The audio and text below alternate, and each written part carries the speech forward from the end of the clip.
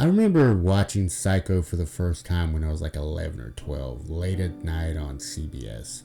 And I really enjoyed it. That was the time I was getting into horror movies around that age. And I didn't watch any of the sequels for the longest time because I don't really think any of the video stores around me had the sequels. Hell, they might not even had the original. But also I had heard that they weren't all that good.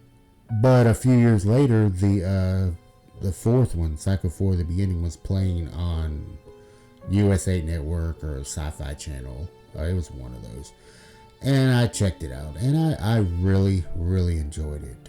It starts about 30 years later, and Norman Bates is out of the asylum, and he's married now, and he calls into this radio show where they're discussing boys who killed their mother.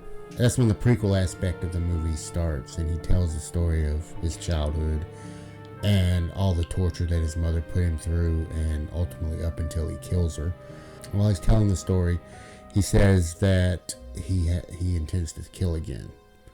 And by the end of it, we find out who he intends to kill, and it gets pretty suspenseful there. And it has a satisfying ending. I don't want to go into any details, but I imagine if you're watching this, you know what happens.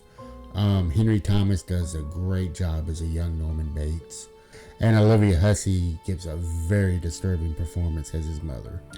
I know Psycho 4 gets overlooked a lot, especially after the other sequels ultimately found their fans over the years, but it's always had a special place in my heart.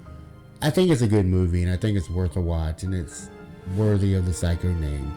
I actually kind of prefer it to the Bates Motel show that came out about 10 years ago. I just much prefer the way that everything is told and handled in Psycho 4. If you haven't seen Psycho 4, I would definitely recommend it. Check it out.